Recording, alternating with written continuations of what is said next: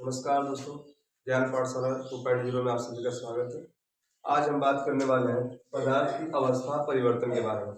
इससे पहले के वीडियो में हम लोगों ने पदार्थ के बारे में जानकारी ले ली थी। पदार्थ किसे कहते हैं, पदार्थ क्या होते हैं, ये सारी जानकारी पहले वाली वीडियो में ले ली थी। जो बच्चे नहीं देख पाए हैं वो मेरे यूट्यूब चैनल पर जाकर पिछले वीडियो को देख सकते हैं। आज सिर्फ बात करेंगे पदार्थ की अवस्था परिवर्तन के बारे में, किस प्रकार से जो है पदार्थ अपनी अवस्था चेंज करता है, मतलब बदलता है। जैसे मैं आपको बताया गया था कि जो पदार्थ होते हैं उनकी तीन अवस्थाएं होती हैं।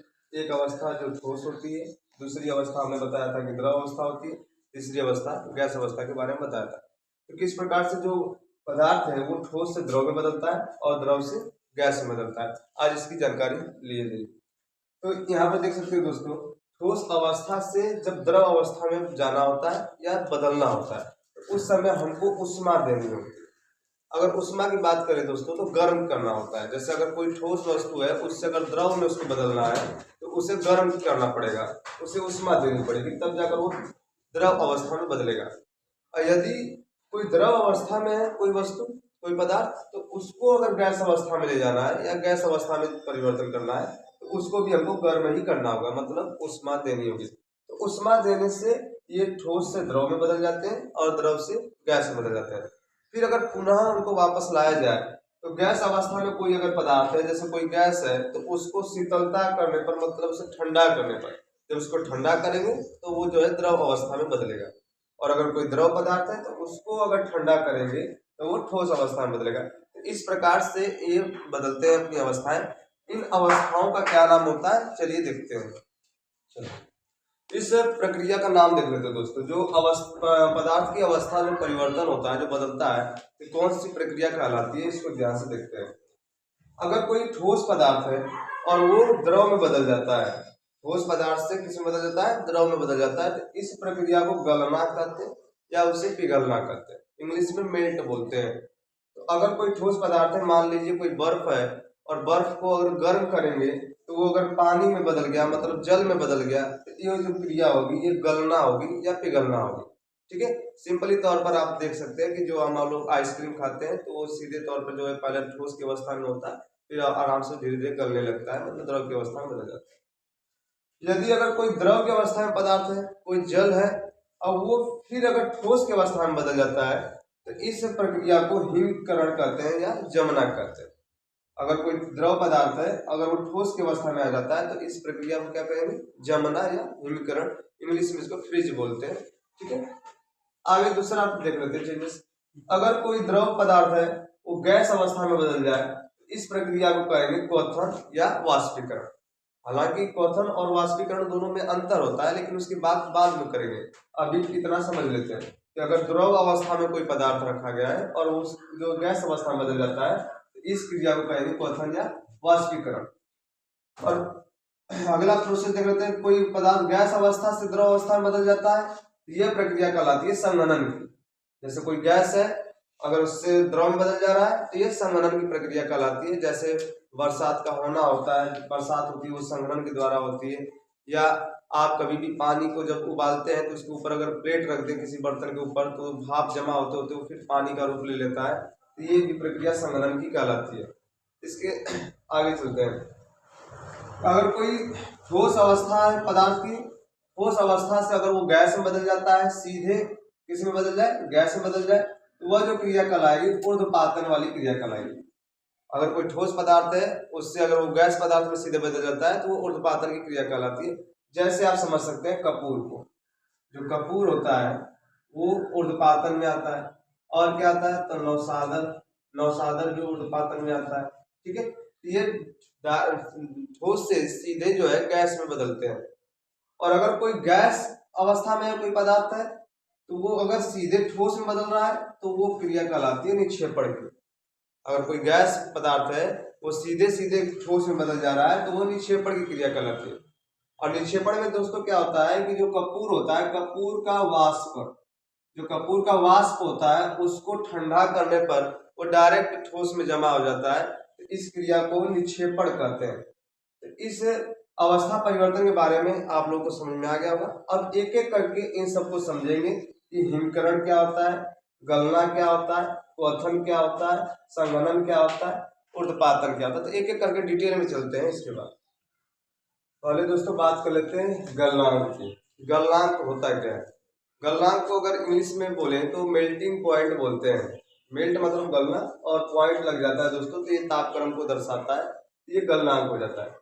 गलनांक किसे कहते हैं इसको देख लेते हैं। तो इसका डेफिनेशन होता है कि किसी ठोस पदार्थ को गर्म करने पर वह एक ऐसी स्थिति होती है जब पदार्थ द्रव अवस्था में बदल जाता है। इस प्रक्रिया को गलना या पिघलना कहते हैं। जैसे दोस्तों क्या होता है कि जब किसी ठोस पदार्थ को धीरे धीरे अगर हम गर्म करते हैं तो एक ऐसी स्थिति आती है कि वो द्रव अवस्था में बदलने लगता है। जैसे अगर हम बात करें बर्फ को ले सकते हैं, बर्फ का अगर गर्म करिएगा तो धीरे धीरे वो जल के रूप में आ जाता है, मतलब पानी बन जाता है। तो बस यही प्रक्रिया, इसी प्रोसेस को गलना या पिघलना कहते हैं। ठीक है, अब ये प्रक्रिया देख लेते हैं दोस्तों कि जिस निश्चित ताप पर यह क्रिया होती है उस तापक्रम को गलनांक कहते हैं। मतलब प्रक्रिया आपकी वो गलना हो जाएगी या पिघलना हो जाएगी, लेकिन जिस ताप पर ये क्रिया होगी उस ताप को हम गलनांक कहेंगे। जैसे इसको उदाहरण के तौर पर समझ सकते हैं कि मान ले सकते हैं कि कोई आप बीकर में, किसी बर्तन में आपने पानी लिया है, सॉरी ठोस लिया है, बर्फ, इसमें आपने बर्फ के टुकड़े को लिया है। ठीक है, अब ये जो बर्फ का टुकड़ा आपने लिया है इस पर आप नीचे से उष्मा लगाएंगे, इसको गर्म करेंगे। तो जब गर्म करेंगे इसको, ये धीरे धीरे क्या होगा कि अगर मान लीजिए आप गर्म कर रहे हैं इसको और आपने 10 डिग्री सेल्सियस का ताप दिया है, और जब 10 डिग्री सेल्सियस का आपने ताप दिया है तो ये द्रव में बदला नहीं है। 10 डिग्री सेल्सियस ताप पर भी ये बर्फ की अवस्था में ही है, मतलब जैसे पहले बर्फ था वैसे ही बर्फ है। तो आपने क्या किया कि 10 डिग्री सेल्सियस से इसका ताप बढ़ाकर आपने 20 डिग्री सेल्सियस कर दिया। यहाँ पर आप जब ताप 20 डिग्री सेल्सियस का करेंगे तब धीरे धीरे ये जो है पानी की अवस्था में बदलेगा, मतलब द्रव की अवस्था में बदलेगा।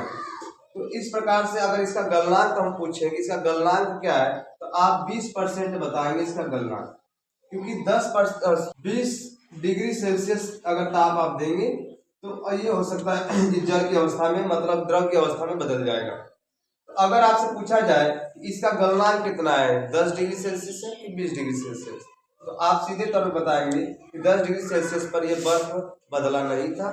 जब इसका ताप बढ़ाया गया, 20 डिग्री सेल्सियस किया गया, तब जाकर इसका जो है अवस्था बदला है, मतलब ये ठोस से द्रव में बदला है। इसका गलनांक जो हो जाएगा 20 डिग्री सेल्सियस हो जाएगा। तो गलनांक दोस्तों आपको समझ में आ गया होगा कि जिस निश्चित ताप पर जो है गलने या पिघलने की क्रिया होती है उस निश्चित ताप को गलनांक कहते हैं। तो ये होता है गलनांक। आपकी परिभाषा यहाँ पर दी रखी है, आप देख सकते हैं। अगली अवस्था परिवर्तन के बारे में बात करते हैं दोस्तों। अगली अवस्था परिवर्तन है हिमीकरण या हिमान। अब हिमीकरण या हिमान किसे कहेंगे इसको देख लेते हैं। तो हिमीकरण किसे कहेंगे? तो हिमीकरण जो होता है दोस्तों या जमना, ये प्रक्रिया होती है, और जो हिमांक होता है वो उस निश्चित ताप को कहा जाता है। जैसे अगर बात करें तो जब ठोस किसी द्रव पदार्थ को जब किसी द्रव पदार्थ को ठंडा करने पर वह ठोस अवस्था में बदल जाता है। मतलब हो जाता है दोस्तों कि जब कोई द्रव अवस्था में पदार्थ है, जैसे पानी की तरह अगर कोई पदार्थ है, उससे धीरे धीरे अगर हम ठंडा करेंगे तो वो धीरे धीरे ठोस अवस्था ले लेगा, मतलब कठोर हो जाएगा। इस प्रक्रिया को हिमीकरण या जमना कहते हैं। अब ये जमना से आप लोग देख सकते हैं कि जैसे फ्रिज में हमेशा कोई भी जल वगैरह रख दिया जाता है तो जमने लगता है। ठीक है, दही का जमना भी आप देखेंगे, जैसे दूध क्या हो जाता है, जम जाता है, तो वो ठोस अवस्था में या जलीय अवस्था में आ जाता है। इस प्रक्रिया को जमना या हिमीकरण कहते हैं। तथा जिस निश्चित ताप पर यह क्रिया होती है उस निश्चित ताप को जो है हिमान बोलते हैं। जिस निश्चित ताप पर यह क्रिया होती है उस तापक्रम को क्या बोलेंगे? हिमान। ठीक है, तो उदाहरण के रूप में देख सकते हैं कि जल का हिमांक 0 डिग्री सेल्सियस होता है। मतलब अगर जल को 0 डिग्री सेल्सियस पर अगर आप रखेंगे तो वो बर्फ की अवस्था में आ जाएगा। मतलब ये हो जाता है दोस्तों ठोस अवस्था में आ जाएगा। इस प्रकार से ये हिमीकरण की परिभाषा थी और ये हिमांक है।